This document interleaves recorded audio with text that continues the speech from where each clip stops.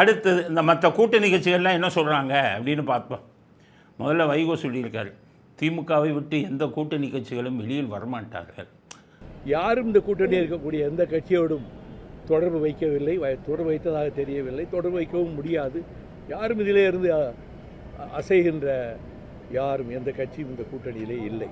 வைகோவே நீங்களே திமுகவை விட்டு ஒரு காலத்தில் போய் கருணாநிதியோட ஜாதி பேரை சொல்லி விமர்சனம் பண்ணி அவருக்கு ஸ்டாலின் வந்து சாதிக் பாட்சா தற்கொலை வழக்கில் வந்து ஸ்டாலின் தான் கொலை செய்தார்னு சொல்லி 2Gயில் வந்து பணம் வந்து கோடிக்கணக்கில் கொள்ளையடிச்சிட்டாங்க, சுட்கேஸ் அண்ணா அறிவாலயத்துக்கு போய்கிட்டு இருக்குன்னு சொன்ன நீங்களே இன்றைக்கி திமுகவில் போய் காலடியில் விழுந்து ஒரு MP சீட்டை ஜெயிச்சு 2 MLA சீட்டை ஜெயிச்சிருக்கீங்க. நீங்கள் வந்து கூட்டணி கட்சி விட்டு போக மாட்டாங்கன்னு சொல்ல முடியுமா? 2016 என்னாச்சு? சசிகலா 1200 கோடி கொடுத்தோடனே நீங்கள் திருமாவளவன் கம்யூனிஸ்டுங்கள்லாம் ரூபாய்க்கு வாங்கிக்கிட்டு நீங்கள் கூட்டணி விட்டு வெளியில் போனாச்சே. நீங்கள்லாம் கூட்டணி விட்டு வெளியில் போக மாட்டீங்கன்னு பேச முடியுமா? பேரம் பேசுனா முடிஞ்சது. உங்களுக்கு தேவை பேரம், அதுவும் உங்களுக்கெல்லாம் மந்திரி சீட்டெல்லாம் தேவையில்லை. உங்களுக்கு தேவை வந்து அமௌண்ட்டு பணம் கொடுத்தீங்கன்னா கூட்டணியில் சேர போகிறீங்க. அதனால் மதிமுக பெரிய கொள்கை உள்ள கட்சியாக பேசாதீங்க.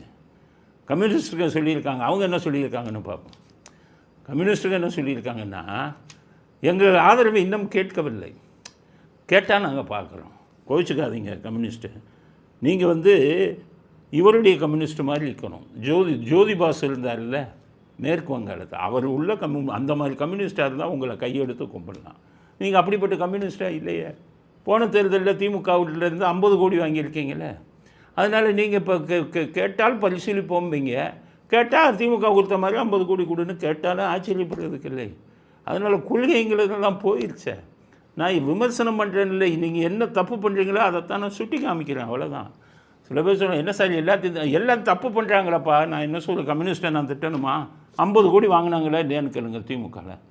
திமுகவிலேருந்து கணக்கு காமிச்சிருக்காங்க எலெக்ஷன் கமிஷனில், இவங்களுக்கு 50 கோடி கொடுத்தோம், 25 கோடின்னு. அப்போ இவங்களை திட்டாமல் என்ன பண்ணுற? வைகோ 1700 கோடி சசிகலாட்டை வாங்கி இவங்க பங்கு போட்டாங்களா இல்லைன்னு கேளுங்க. திரும்ப 2 கம்யூனிஸ்ட்டு, வைகோ, அதில் விஜயகாந்த், அதில் தானே இந்த கூட்டணி வந்தது, மக்கள் நல கூட்டணி.